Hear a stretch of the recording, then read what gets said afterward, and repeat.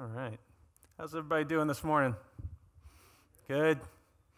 It's the last day. You made it. Last day is always fun because, everybody's kind of recovering from the previous 2 days. So we'll go ahead and get going. Welcome. This is, as you can see, entitled Building for Speed, Tips and Tricks for Client-Side Performance. Something that I think gets overlooked a lot that I've seen over the years. So we're going to take a look at ways that you can approach this, especially in Spring apps. Real quick, who am I? That's me. I've had a lot of different titles over the years as we've transitioned from Interface 21 to SpringSource to VMware to Pivotal. So I kind of threw them all away and just adopted this one instead. Spring Web Dude. I have been working on basically anything Spring Web related since 2007, back in the Interface 21 days. And these days actually work, a good bit of my time has been with the Cujo.js project that we have going. Probably you've heard from these guys this week, Brian and John. So that's me, but this isn't. That's just the dude. And the dude's going to guide us today in thinking about client-side performance. Client-side performance, as the dude would say, is a very complicated case. A lot of ins, a lot of outs, a lot of what have yous. There's a lot going on in the browser and in mobile devices that can get in your way of getting your application delivered to your users as efficiently and quickly as possible. So there are a lot of things you can do to improve that performance, but then sometimes they come at the cost of developer flexibility. And if you're not careful, you can end up kind of shoehorning yourself and end up kind of making development of the application more painful in a trade-off for performance. So really the ideal thing that we're trying to find is a balance between being able to develop efficiently and productively, preserve your traditional web development workflow, but then when it comes time to deliver the application to your end users and actually deploy to production, to maximize all of the possibilities there are for actually optimizing the delivery of that application. Why does this actually matter? I know this slide is probably a little small. Let's see if we can bump that up.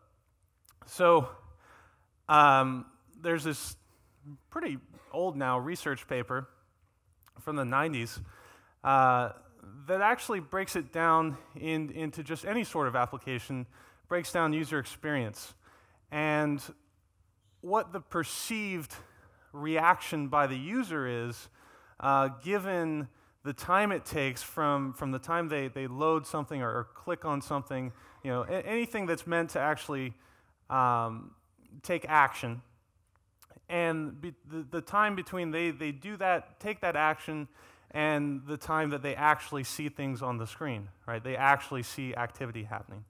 And so they've broken it down into a few categories here. So you've got 0 to 100 milliseconds feels instantaneous to the user. If they click on something or they try and load a page and it happens that fast, it feels like it just happened immediately. Under 300 milliseconds is just perceived as just a small delay. Between 300 and 1,000, between 300 milliseconds and 1 second, basically, the user still feels like the machine is working.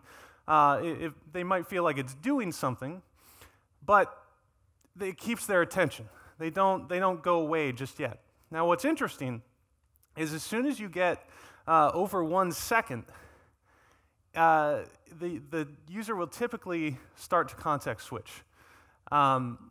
if it's taking that long for something to load, even just a second, they're going to start thinking about, oh, what's going on in that other tab over there on my browser? Maybe I should go get some coffee, you know? And that's definitely what you don't want.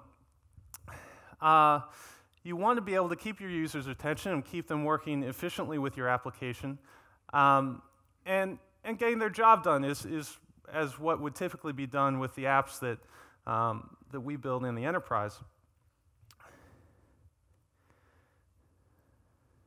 So if you haven't seen it, I'm actually pulling some of this reference information comes from this guy, Ilya Grigorek. He works for Google. He works on their web app performance team, basically. He's completely focused on browser performance and mobile browser performance, but generally just the performance of the web. If you haven't seen this talk, I've got the link there. I definitely highly encourage you to check it out. He does a very deep dive into really what we're talking about, the very low-level details of what causes latency when you're loading things in the browser, and especially on mobile, where latency is a much bigger factor because of the general behavior of mobile networks and mobile devices, and the time it takes to actually connect to the network on a mobile device is much different than the way things work on desktop. Highly recommend this talk. But the interesting thing here is that he focuses on, given those statistics we saw before, it makes you realize that in order to keep your users' attention, you need to deliver something to them on the page, even the initial page load of your site, something that shows to them that your site's there and your site's working within 1 second of them actually hitting that URL the first time. Otherwise, they're going to start wondering. So, and there are a lot of factors that come into play there. There's network factors. There's that certainly you have less control over. The things you do have control over are what actually happen in the browser based on how you're presenting your content to them. And performance equals money, basically, and this has been proven in several studies.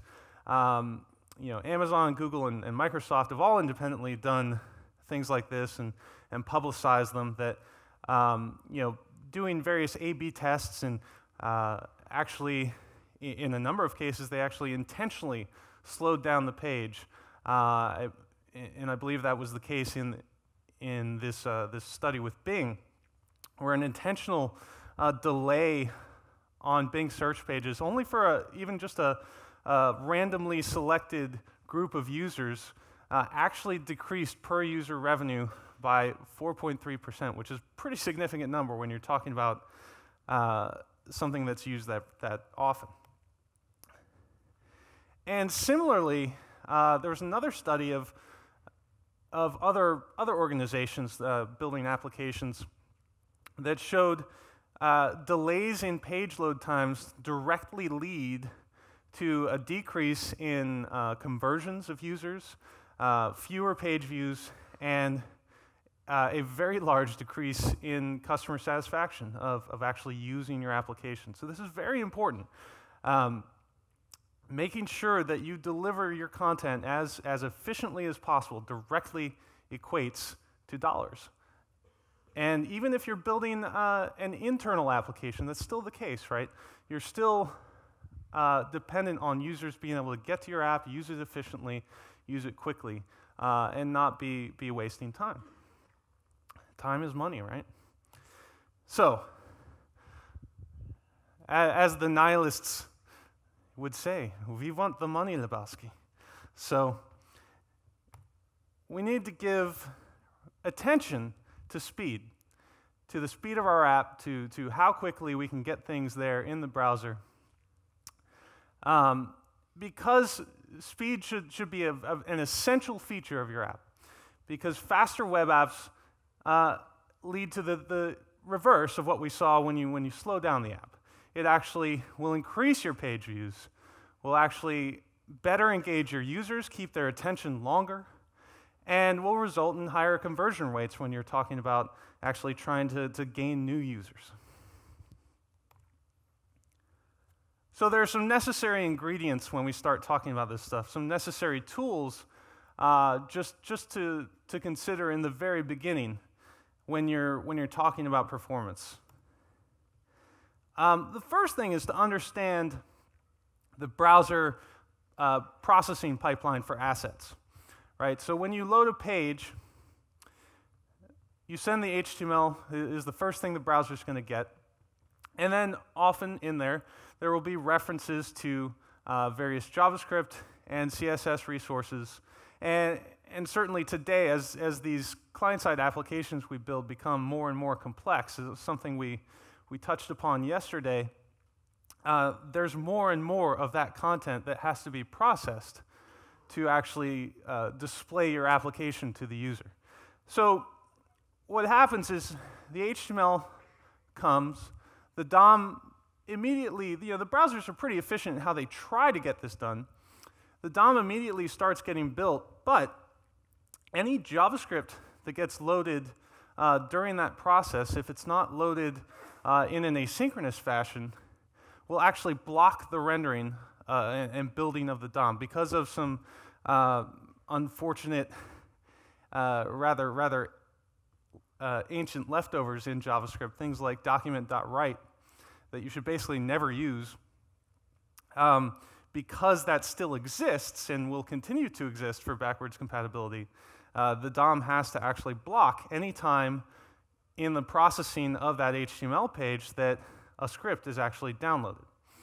And very similar interactions happen with CSS. So as CSS is downloading, the browser is building an object model that actually represents the CSS rules and styles for the page. And just as JavaScript has access to the DOM, JavaScript also has access to CSS rules. You can actually query CSS rules, query the CSS object model, get computed style, things like that, that can cause things to block if you don't keep this in mind and actually position your things in a strategic way so that you can avoid this as much as possible. The last thing we want is for the rendering of the page to be blocked and to actually slow down content getting in front of our user's eyes. So there's a fairly complex process that goes on there, but that we have some control over, being able to apply strategies that will allow us to do that as efficiently as possible, to get to the render stage and the layout in the paint as fast as possible. So absolutely one of the most important tools you can get to know as you're considering performance of your site are these various waterfall diagrams that are provided by a number of different tools now. This is actually, there's actually a website that will actually generate this waterfall for you. I believe it's called webpagetest.com, but it's very similar to the waterfall diagrams that are in the network tab or similar of all of your developer tools for the various browsers. And basically they all have this now, whether you're using Firefox, Chrome, Safari, or even IE has pretty good developer tools now that actually will display this information that as a page is loading and it's loading these external resources, it will give you this timing information to show you exactly how long it's taking for that resource to load and for it to render. And the waterfall part is you can see how things are actually blocking and not allowing other things to load. Now, there's a number of factors in there. There's things that genuinely are blocking, and then there's also just actual resource limits, connection limits in the browser in terms of how many connections you can actually have open to a domain. It varies across browsers. It generally averages around 6 these days, I think, is the default. So the browsers try and parallelize this process of downloading resources, but there's only so much they can do. So absolutely the most essential tool when you're starting out considering the performance of your site is get to know the waterfall diagram in your developer tools, whether it be in Chrome or any of the other browsers or a third-party one like this. You can see that it's actually broken down, in this case, the colors here actually represent the different portions of what's happening with that resource. So in some cases, an actual DNS lookup will be required to even start the initialization of that resource if that particular domain has not been encountered yet. That's an extra round trip time across the network that we want to avoid as much as possible. And then it'll show, I believe in web page test version here, that the orange is actual parsing time, or at least part of it, and blue is like the full parsing time of the resource. So no matter which one you choose, it's absolutely essential to know your developer tools. Learn them well, apply them as early as possible in your development process to actually learn what's going on in your page. Like I said, all these tools, all the browsers now have these useful tools. So then once you are kind of manually analyzing things and seeing what's happening with your page, then you can actually bring in these analyzers, these third-party analyzers that actually apply a set of heuristics to your page. YSlow is the one that's been around for quite some time. How many of you have used YSlow before? Right, cool. It's been around for years now, and it's very easy to use. It's an open source browser extension that you can install into Chrome or into Firefox. I believe they have other options now as well for actually running it as a service on your server, so you could use it also even with IE, for example. And basically, it analyzes the various things that you've done in structuring your HTML page and gives you a grade based on how well you're living up to this set of rules that are commonly known as the best ways to optimally load resources. And it suggests actual improvements, like actionable improvements that you can make. There's a more recent kind of contender and very similar to YSlow is Google PageSpeed. And this is probably my preferred tool these days, really. But it does a very similar analysis to YSlow. It applies almost the same heuristics. Maybe they weight certain things a little bit differently than YSlow does. But also can be installed as a browser extension. They also have a web service that if you have a public domain, you can point the web service to your public app, and it'll actually just run it right there and give you a report. It's really nice. They even have some interesting plugins that you can apply to if you have Apache or Nginx fronting your application server. You can actually install these modules that will automatically apply optimizations kind of after the fact to your static resources. So that is an option. So the most important thing when using these tools is, if you're going to use YSlow or PageSpeed, is to make sure you actually adhere to the recommendations. Right? That is the one thing that's going to keep your users happy, because they're going to have a better experience as long as you're delivering this page to them as fast as possible, following these rules, optimizing your resources. And that avoids anger among your users when your page actually responds quickly. There's nothing that's more frustrating to a user when they're sitting there kind of waiting for things to happen. So I do want to take a look real quick, just show you one of these. So we've all seen the beautiful new Spring website, and now I don't mean to pick on these guys at all. They've done an amazing job in building this, and as you've probably seen, it's all built on Spring, and it's absolutely beautiful. And it does load fairly fast if you refresh here. You see, it's giving you content in a pretty fast manner. But if we do apply page speed to it, in fact, I've already run it here a moment ago. you'll see there's actually a number of things that they still suggest to optimize the way that the site is loading. One of the number one things I see when I've gone out to client sites in the past is just overlooking some of the simplest things that you can do. One of those is browser caching, like actually setting headers properly, and we'll look at that in detail. It's a pretty easy thing to do, and I see it overlooked all the time. So you want to be, one of the top suggestions from YSlow and PageSpeed is to set your resources to be cached for as long as possible, as long as you know they are cacheable resources and not a dynamic page.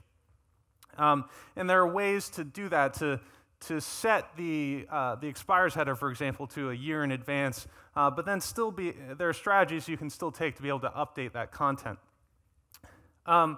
Another big thing that it flags on the page is the number of scripts, basically, and the number of CSS files.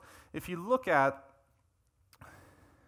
the developer tools when we render this page, you'll see there's actually quite a few style sheets.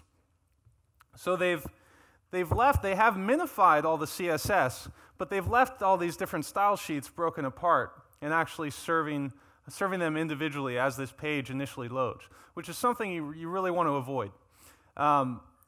Combining these and into a single or at least just a couple CSS files will actually have a pretty major impact on the way that your page loads. One of the absolute essential things to do is actually reduce the number of HTTP requests that have to be made when your page is initially loading.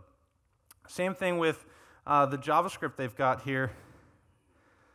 There are quite a few, and what's interesting here, some of these aren't even being used right away.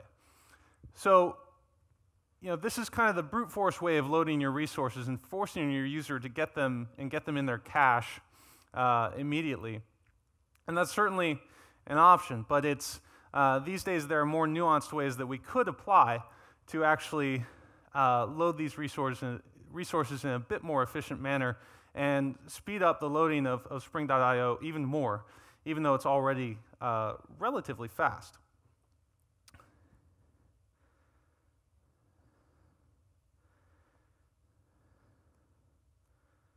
Oops. So I want to talk about just some tips and tricks. I'm not going to go through certainly all the rules that YSlow and PageSpeed suggest, but I am going to go through a number of them that you can tackle today with Spring and with other technologies complementing it on the JVM and in your typical Java workflow. So the first one that I did mention was you absolutely should maximize caching of your assets. This reduces the number of HTTP requests that have to be made as a user is navigating through your site. Once they've downloaded some of your larger scripts, some of your larger CSS files that apply site-wide, once they've downloaded those the first time, it leads to a much lower overhead and many fewer HTTP requests being made as they navigate across your site. And like I said, this is something I see people overlook all the time. So another tip, and this one just holds across the board for all these optimizations. Whatever you do in applying these optimizations, do your best not to break the save refresh development cycle, right? There's nothing worse to a web developer than hacking on a CSS file and or a JavaScript file and not being able to hit refresh and actually see their changes immediately. That's an inherent part of what makes web development good, and it's something we want to preserve at all costs. So, to apply this caching, there's actually a really simple way to do this. It's been in Spring since sometime in the 3.0 timeframe. There's Spring MVC's resource support. How many of you used the resource support, the resources tag or something like that in Spring MVC? So a fair number of you. So for those of you who aren't familiar with it, basically it's really at its core, it's a Spring MVC handler adapter essentially that for anything requested under a certain resource path that we set, it will serve that static content, and it can serve it using a far future expires header if you explicitly set it in the configuration. It'll set the last modified header correctly, and it actually is able to respond to conditional gets. So what that means, when you send a last modified header as part of a resource, the browser caches that resource. It caches it, using it uses the expires header to determine how long it's going to be cached. But anytime you hit refresh, it's actually going to check that last modified, and it's going to send what they call a conditional get request to the server that includes an if modified since header in the request. And what the server needs to be able to do is actually compare the file to the one currently existing on disk, and if nothing's changed, it just responds with a 304, which is much more efficient than having to send the content over the wire again. It's not as great as if you just only pulled the version out of the cache, but it's still much more efficient than actually sending the entire contents. So the browsers, the way they treat the last modified header, it does vary a bit between them, but in general, when you hit refresh, it will actually check that last modified header and ask the server whether there's a newer version. But hopefully your users aren't going to be hitting refresh a lot because they're not going to be getting frustrated with your application, and they're just going to be using it. But it is a nice trick at development time to, again, not be able to, it doesn't break save refresh in most cases. If you're using an older version of IE, it is kind of a little more painful, and we'll show you some ways to get around that. But in most cases, you can set these caching settings at development time and still be able to develop efficiently. So the way that works, these days, the more common example we show is the at configuration. Basically, there's just this WebMVC configure adapter that you extend in your at configuration class.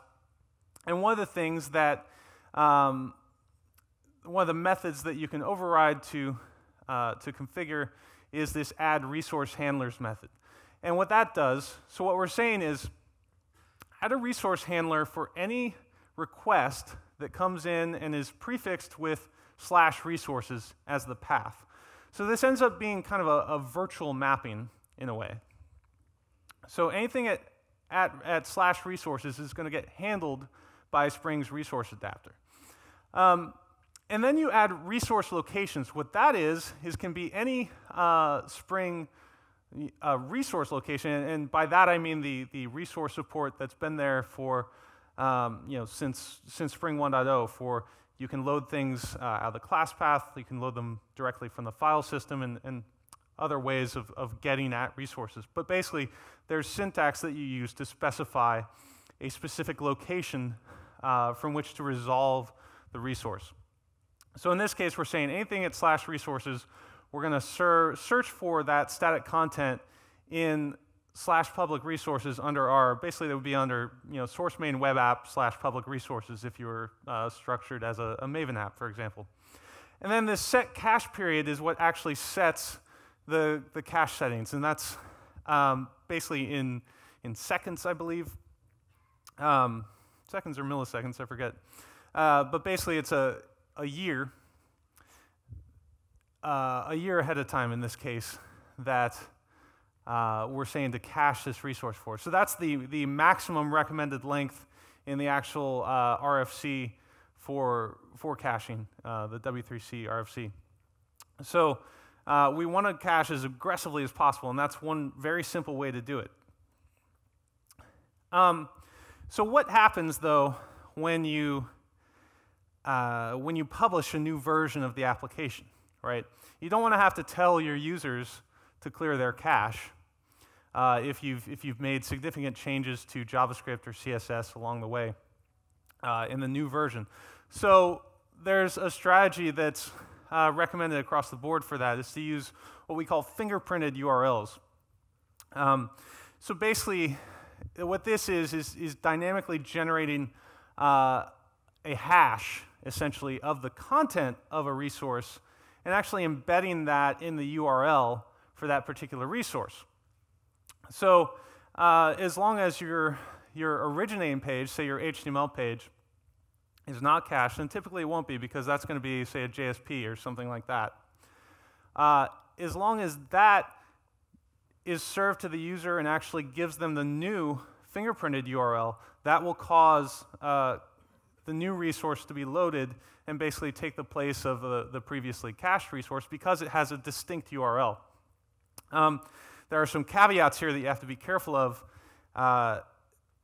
Firefox, for example, has a mechanism for the way that they determine the uniqueness of URLs for resources, and if they don't vary by I believe it's more than 8 characters, then there's actually a chance that Firefox will consider that still the same URL in terms of, for caching purposes. So that's why we use a pretty complex hash in the URL to actually cache the resource. So now there are ways to do this. At development time, it's nice to do this at development time because you can ensure that this is actually going to work, for one thing, across your site. At production time, we generally recommend having some build step that actually processes all your static resources and actually writes these file names out to disk. A lot of this is somewhat inspired by, or at least an example of this working in an existing fashion, is the Ruby on Rails 3 asset pipeline, they call it.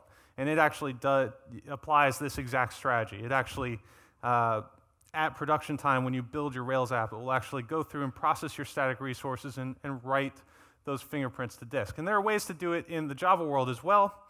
I believe the project WRO4J actually supports it, for example, as doing it as part of your Maven build.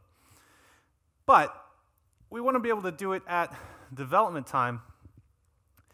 And we want to do, in general, we want to be able to do slightly more complex resolution of resources than we've been able to do in the past. So I showed you the original support for the resource handler and how that works, but it was relatively simple. It was basically just a way of mapping these virtual paths to an actual location on disk.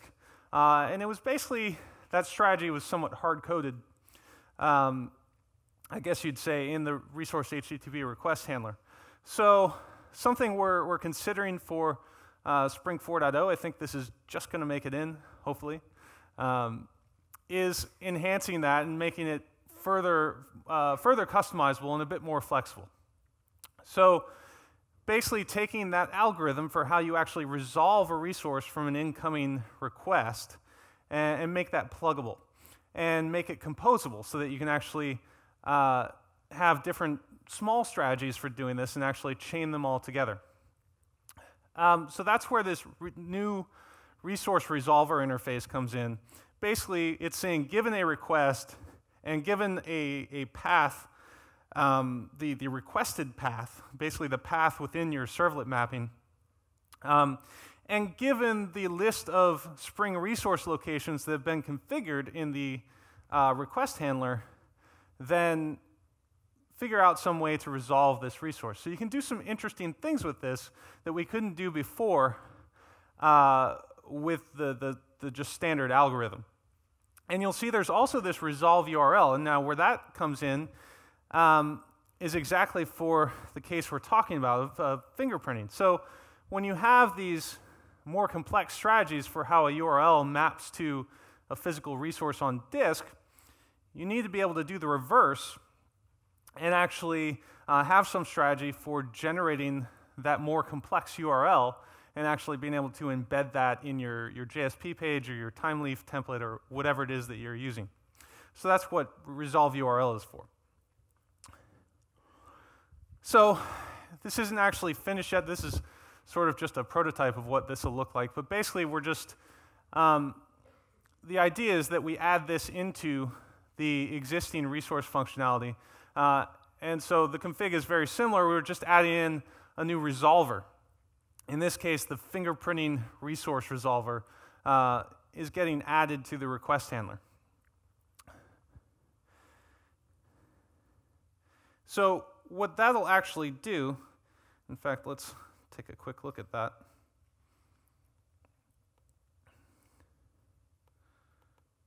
So it's pretty simple example of how to apply this functionality. Basically, these resolvers get chained together, and the old strategy for simply mapping a path to a Spring resource location is always going to be at the end of the chain, so you can always use that. And in this case, what we're trying to do is just be able to support the fingerprints at development time on the one hand, but then also we want to support the use case of, for production, actually having the fingerprints written out to disk. So that one's easy. If they're already written out to disk, you simply actually match the incoming URL to see if that actually exists on disk. That's the first thing you do. And but once you get past that, and at this point, you assume this is in development mode, you want to be able to actually extract that hash from the path and verify that you actually have a file that matches, that's contents actually match that fingerprint. Otherwise, it's basically an invalid request. So it's fairly simple to do this. The slightly more interesting part, again, is that resolve URL in this case, where you can ask this for the URL of a given resource, given just that virtual path. So say I have a CSS file, say foo.css, and I just want to be able to reference foo.css in my JSP or in my timeleaf template, but what I want to get back and what I want to get actually written to the browser is the fingerprinted URL. So that's where this can aid us in doing that.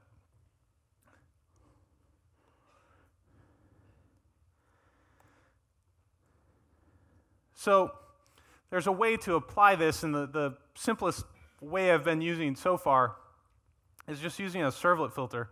And we're kind of, basically we're wrapping the HTTP servlet response, and when encode URL is called, which is actually meant for a slightly different purpose, it's encode URL is actually originally meant for writing out a session ID, basically, to a given URL.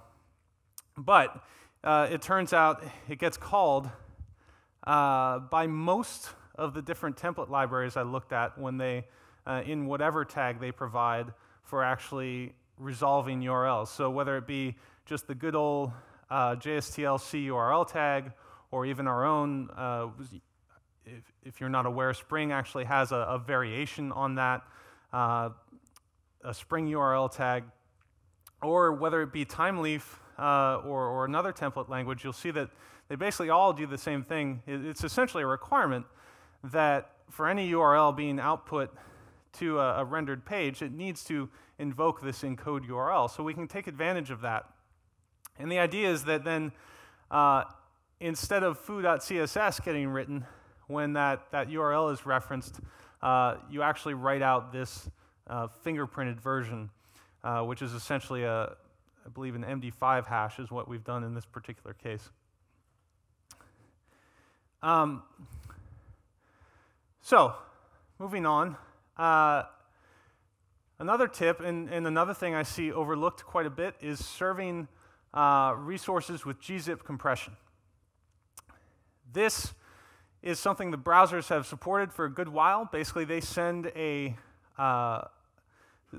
information in the user agent header that basically, on any request, they send this information that will tell you on the server side whether the browser supports gzip compression or not. And what essentially that means is that you can send a compressed version of a resource, and the browser will actually decode it on the fly as it's loading the resource to be parsed. So this is a strategy that's been used for some time to basically reduce the size of the payload that you're sending over the wire. So there's a couple different ways to achieve this as well. You can compress on the fly as the resource is being served. That's a bit expensive. And something we typically recommend more as a development time thing, to do it on the fly. The other option is to have, for all of your static resources, to actually write alternate versions of them to disk as part of your Maven build. You can actually, it's fairly simple to do, to actually zip all your static resources and then write and use an alternate file name for the compressed version.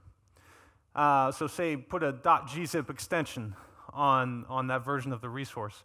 And this is a nice way to be able to still serve these more efficient gzipped files, but not pay a cost, CPU cost on the server from zipping them on the fly.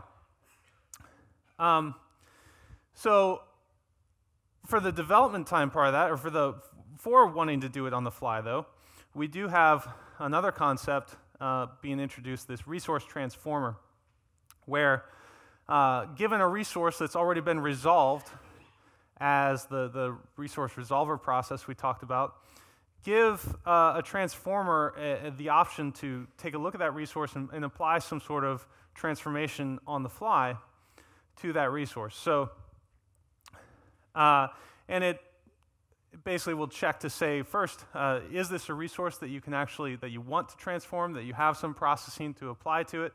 And if so, then go ahead and transform it. And these, again, can be chained together, so you can apply multiple transformations to a single resource request. Again, this is very similar to the way it works in the Rails asset pipeline. So again, we would just have something like this in the configuration. In addition to adding our fingerprinting resource resolver, we would add two things now. A gzip resource resolver, which knows, for that production case we talked about, knows how to actually look for any given resource request, see if there's a gzipped version of that resource already written to disk. And if the browser supports it, then we'll serve that version instead. That'll be the resource that's actually resolved. On the other hand, if you're trying to do this dev time or trying to do it on the fly just in general, there are some use cases where that's fine even in production. Then we have the transformer that will actually take the content and on the fly will actually gzip that content and send it back to the user. But again, we're chaining these things together. We're setting that same aggressive cache period, and we're using fingerprinted URLs to actually write them out. So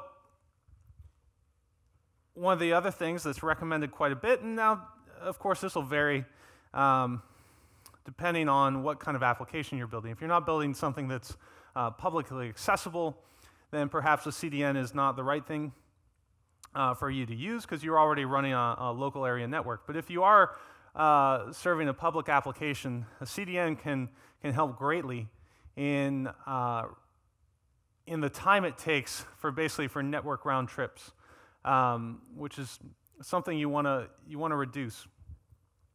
So using a CDN, basically they edge cache the content, the static content, on a server that's more localized to the user. And their various CDNs have various algorithms for how they determine that, but basically they try and give you the absolute minimal number of network hops from the browser to the actual static content.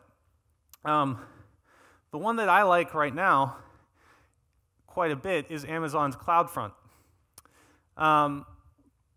So CloudFront has this network of edge caching servers, serves the static files with minimum overhead, And what's interesting about the way CloudFront works is it actually, you set what they call an origin server, or basically the place that your content is originating from.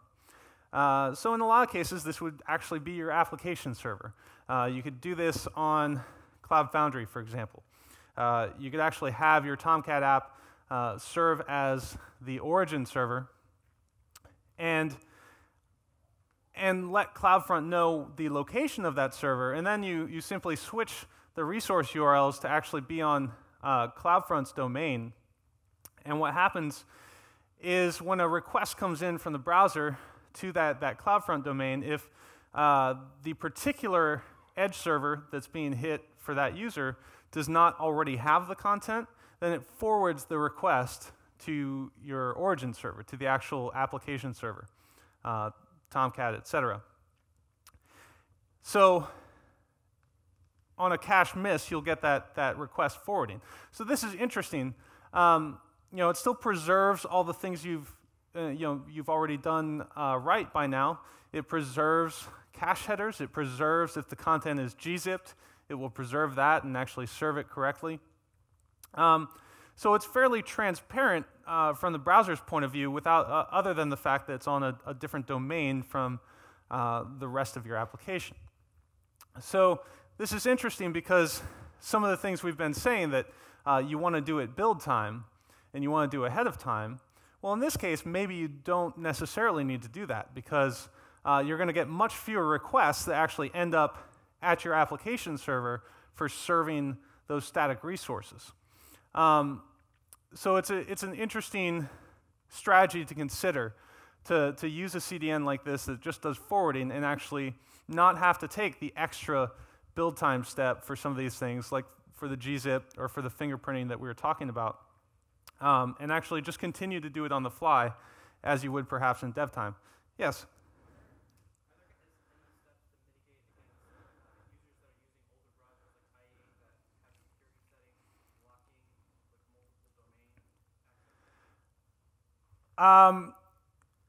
The question, first of all, is are there ways to mitigate older browsers and security settings that prevent you from multiple domains? I'm not entirely sure. I would suggest looking at CloudFront's documentation. That's pretty extensive. I would imagine they mention it. Yeah, so there are, though I believe CloudFront will actually allow you to map the domain name onto something else. It's just an extra feature, though. So that would probably be one way to do that, to actually use a subdomain, perhaps, of your domain and actually get that mapped onto the CloudFront server. That should work even in older versions of IE. So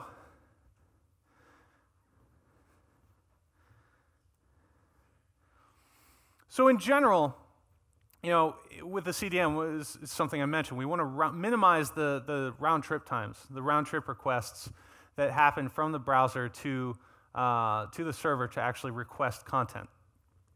So there's a few things that are essential in that. One is to combine your JS resources and also to combine your CSS resources. Now, you want to do that in an intelligent way based on how it's actually being used within your application. There are some kind of simple tricks for doing this. Like the simplest way I know of for doing this with JavaScript is to use some kind of preprocessor on your JavaScript files. So this is the Rails way of doing it. Rails, actually, the asset pipeline is powered by this library called Sprockets. And what Sprockets does is it actually, any JavaScript file that comes through the pipeline, it'll look for these comments with these require statements. And you'll see they're just very simple, like relative resource URLs that are known to the application. So this is pretty easy to imitate in, for example, using our resource transformer API. Pretty easy to go through and parse a JavaScript file, look for these comments, look for these require statements, and then potentially resolve those other files and then combine them all into one. And you could do that on the fly even, using the resource transformer. So that's one like very simple and easy way to start doing that as soon as possible. So another trick that you could use for the CSS side of things, this one's interesting, and I see people do this in the web developer community a good bit, replacing import statements. Now, you actually want to do that no matter what. Import statements are something that will have the potential to cause blocking of the rendering pipeline, so you basically just don't want to use them in an actual CSS that gets to the browser. But what a lot of people are doing these days is using them and then having some kind of transformation step that actually just uses the fact that import is already a supported thing in CSS syntax and just finds those import statements and replaces the import statements with the actual content of that other external CSS file. So this would be, we looked at the way that the Spring IO site is structured right now and how there's all those CSS files. This would be like a pretty simple way to start improving that without too much overhead.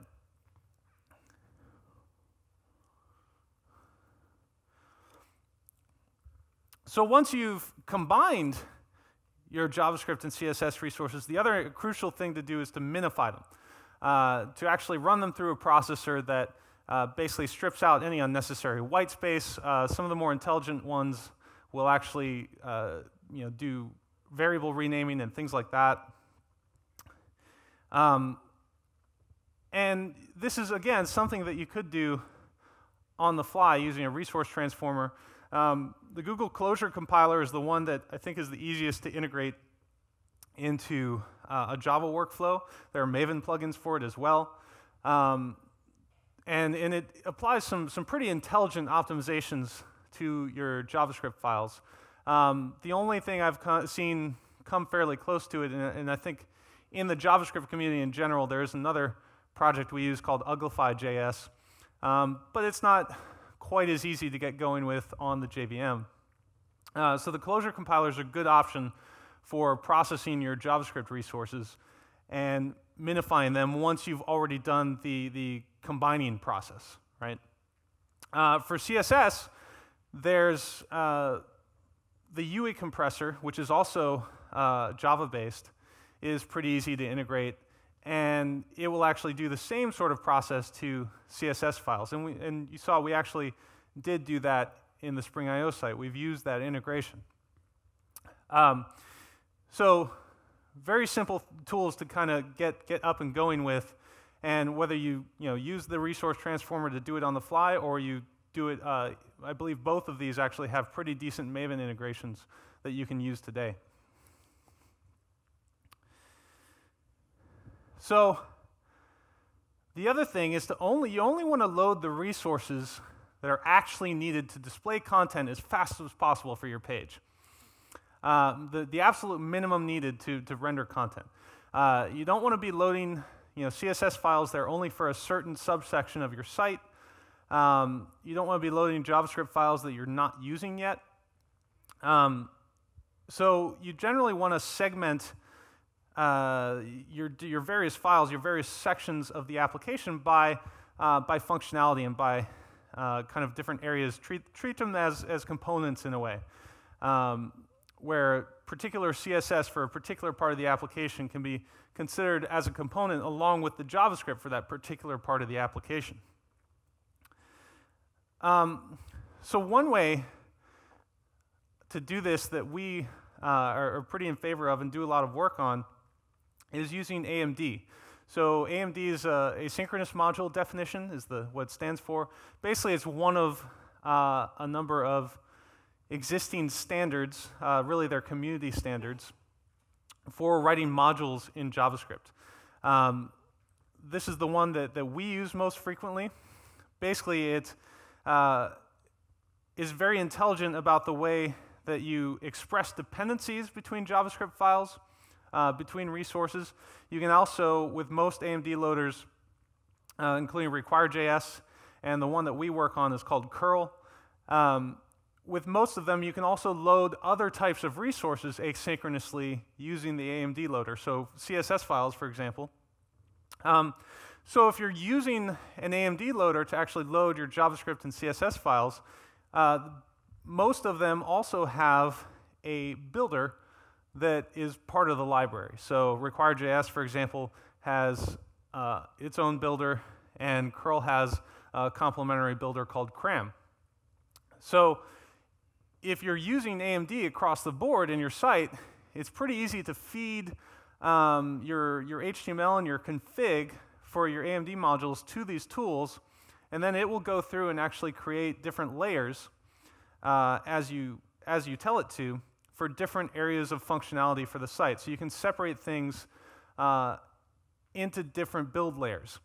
So this is great for a larger site where you have quite a bit of functionality and you don't want to send it all down the wire immediately.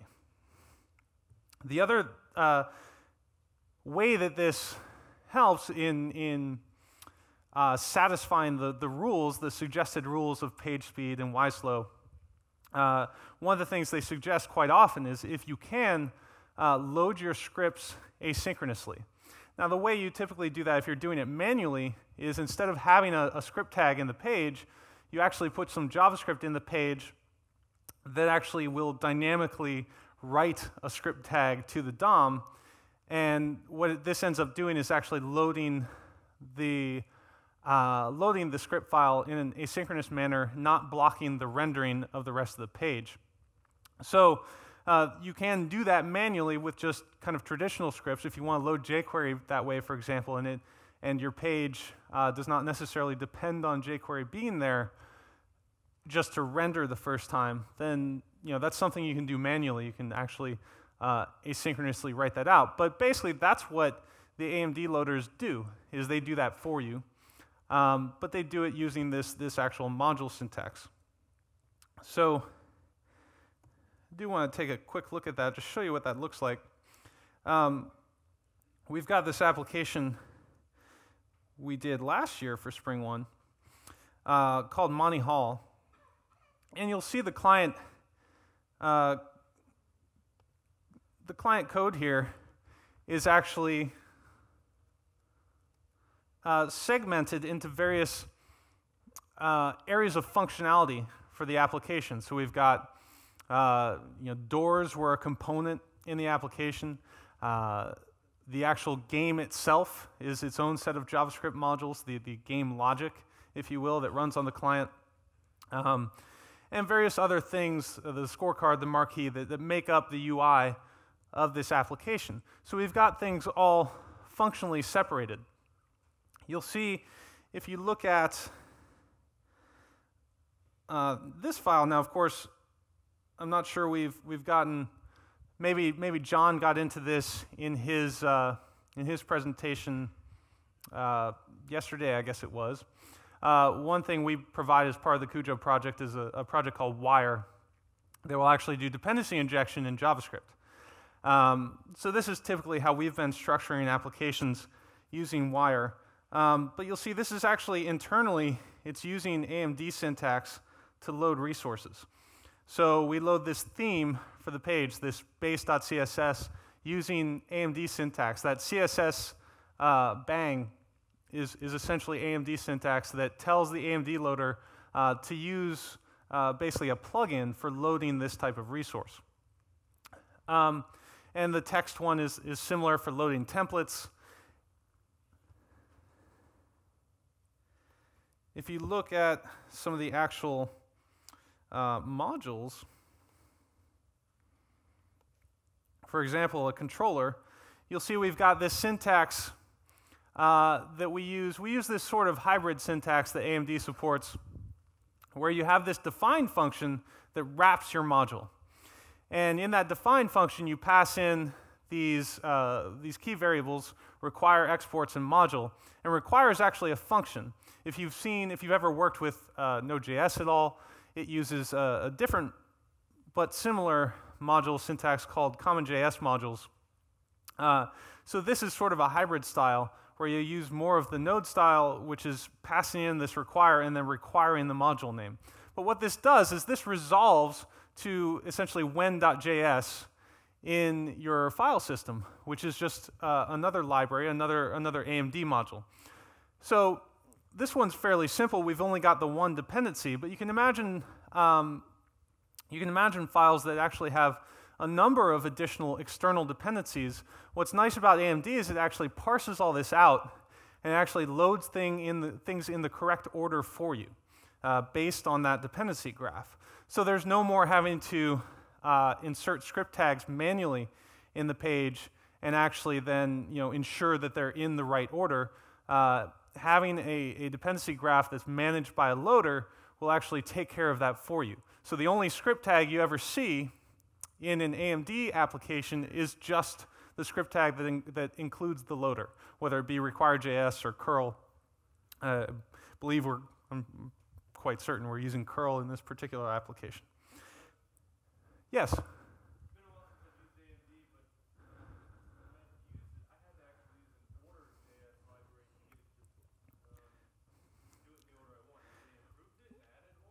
The question is, he was saying he used AMD before and used this order, which is actually an AMD plugin.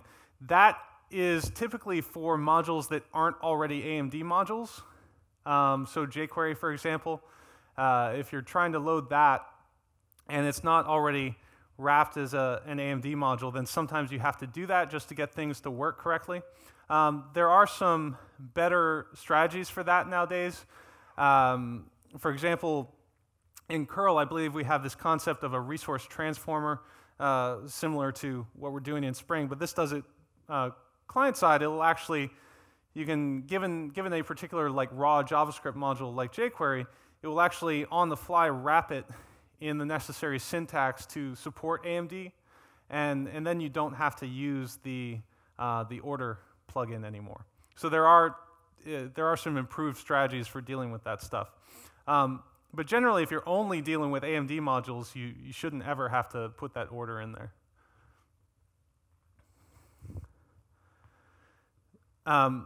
One thing I do want to point out just as an aside here is this comes from a site that we have called no.kujojs.com. We've done a lot of work this year to put up tutorials there for working with these various technologies. So for example, this authoring AMD modules, and we've got quite a few others, quite a few sample apps in there now as well. I definitely encourage you to check that out if you're interested in AMD and these other technologies we've been working on. So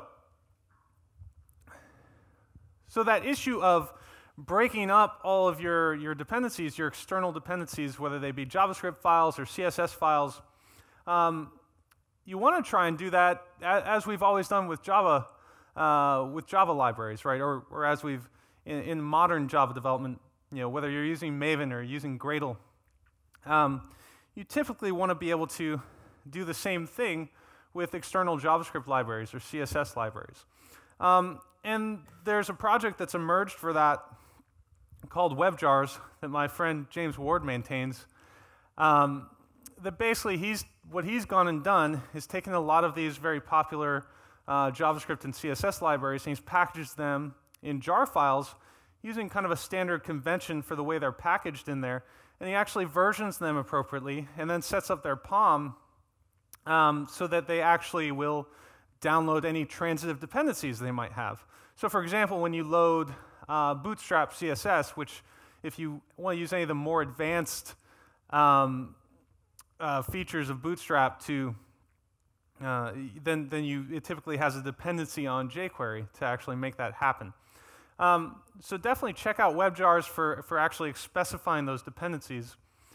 And you can use the Spring resource support that we were looking at earlier to actually serve those files out of the class path, and we'll see an example of that in a moment. But one thing I do want to point out is that it's something we recommend. Serving it from the class path, like actually serving it directly from a jar file, is something I really only recommend for development time. For one thing, serving it obviously out of the jar file is a bit more expensive, but typically also when you do that, you tend to forget to actually that those resources should be combined with your own application's resources in the same way, potentially, just as we talked about, the general combining of JavaScript resources. You want to do that just as much with external resources to minimize the number of HTTP requests you're making as you do with your own code. So for production, I'd suggest using a build step to actually extract those resources, minify them yourself if the minified version isn't there in WebJars, and then combine them for deployment to production. So the way that you can incorporate this is just like you would expect in Maven syntax here. You reference, if you were trying to get the Bootstrap library, org.webjars/ and the artifact ID is Bootstrap and it's versioned appropriately. Setting that up with Spring is very similar to what we were looking at before. The difference you'll see this time is instead of only referencing a path that is in our actual source tree, our source main web app, we actually reference two different ones. We actually say, always try the root of the web app first, is what this is saying. But if you don't find that particular resource in the root of the web app, then you can try and look in the class path under this particular, this is the convention that WebJars uses in the jar files. They're all packaged such that the static resources are in meta-inf resources WebJars. So that will actually search your class path and the jars on there, looking for that matching path using Spring's resource support, and look for that particular file and resolve it from the jar file and serve it from there in this particular case. So with that, speaking of Bootstrap, don't use bootstrap.min.css. I see people using this all over the place now. It's a huge file, and it's especially expensive if you just use it out of the box on mobile. It's a pretty expensive download, and I see this habit kind of cropping up all over the place. So if you look at Bootstrap, it's actually they provide less files for it, right? So less is this superset of CSS, if you will, that adds in kind of additional features like variables that you can share across files and functions you can actually call. And less has basically a pre-compilation step where when you if you want to load a less file, then you have to actually compile it over to an actual CSS file, and it will replace your variable references and so forth with actual just plain CSS syntax. So Bootstrap is actually developed using less. So I definitely suggest if you're going to use Bootstrap, then use less as well in your own CSS. And then reference only the parts of Bootstrap that you actually need. Reference those from your less files. Reference the, if you look at Bootstrap, you see it's actually broken up into pretty fine-grained different areas of functionality. So only reference the parts you need. And then what's nice about less is when you run the compiler, it takes care of what we were talking about before with actually combining your CSS resources. If you have kind of these higher level less files that have imports of other less files, then the output will actually, they take care of combining the files for you as part of the compilation process. So you kind of get two wins in one there. So of course, you can integrate this for a development workflow. Again, as I said, preserve, save, refresh at all costs. So you can do that with less files. You can do that with Sass by just integrating those compilers into the resource pipeline and actually, on the fly, transforming any less files that get resolved on the file system to a CSS file and then serving that to the browser. So it's great for development time convenience. So that's pretty much what I have for today for now specifically. We're talking about things that you can do with Spring. Now I definitely, as we looked at before, I encourage you to check out page speed and why slow if you haven't already. Get to know those rules that they have for your application for serving those resources. If you follow those rules, it'll benefit you greatly in the actual performance of your application, in the actual getting your application in front of your user's eyes. Do it as early in the development process as possible. Just make it a habit. Start using it. Measure everything as you're developing, and get to know what's happening. Get to know what changes you make to your application are actually affecting the loading performance in the browser.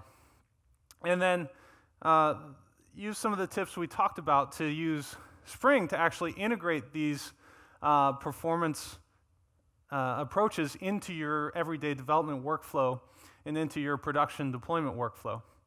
I do recommend also there's a great book that I do recommend. I believe it's called High Performance Browser Networking, written by that same guy who did that video that I referenced earlier in the talk. So I definitely would encourage you to check that out. There's actually a free book with O'Reilly right now. So anyway, that's about it.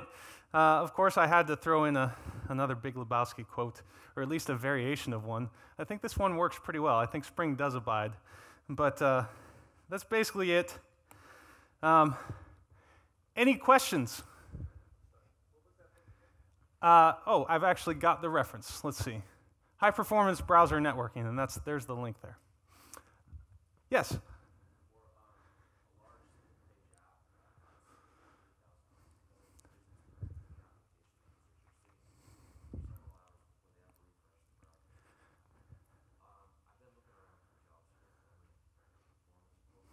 Mm-hmm.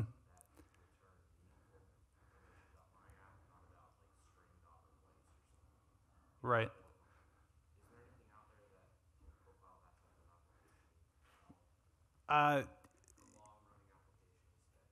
Yeah, so the question is, thinking about a long-running single-page application, what can you use for profiling the memory? That's still one of those areas that's developing, and we're trying to get better and better tools there. The most interesting one I've seen recently is actually the IE one. That's part of IE 11, I think it is. They actually have some pretty extensive memory profiling support built into their developer tools now.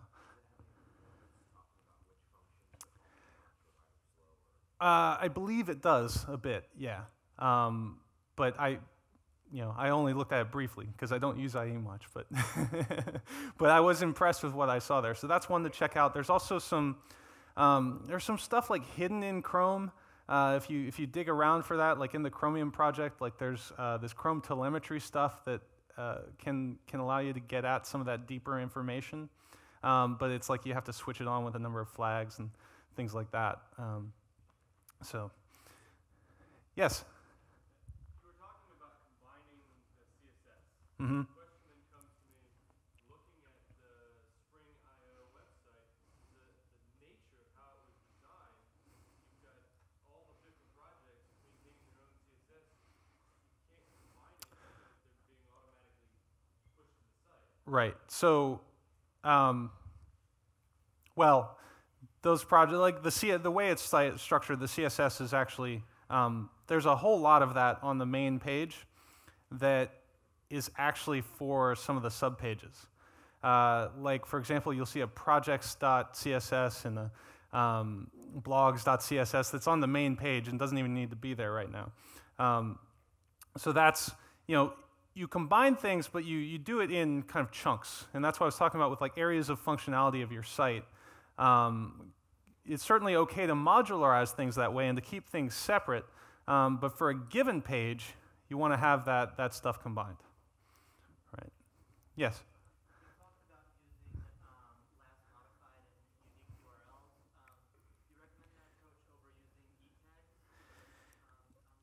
e-tags? The question is, do we recommend using last modified over e-tags? I generally have found it to work just as well, if not better, than e-tags. It's a little more widely supported across older browsers. And also, e-tags are kind of a bit more expensive to generate that on the fly. I mean, you're doing that same thing of hashing the content, but you would have to do it on the fly in most cases. All right, one more, yeah.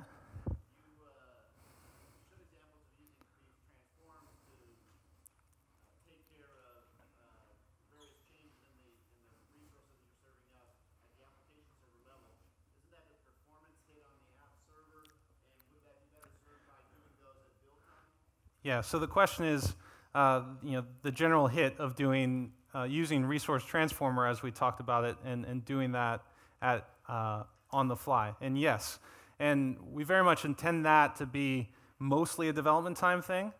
And then you want to have some complementary build process that will take that same content and actually write it to disk. So that's where we have the resolvers come in and actually know, hey, I've got this different version of something written to the disk, and I can actually serve that. Now, the one exception to that rule being, like I said, if you were using CloudFront, you could probably get away with just leaving the transformers in there, because it's not, you're not going to have that many requests for resources once the caches get populated.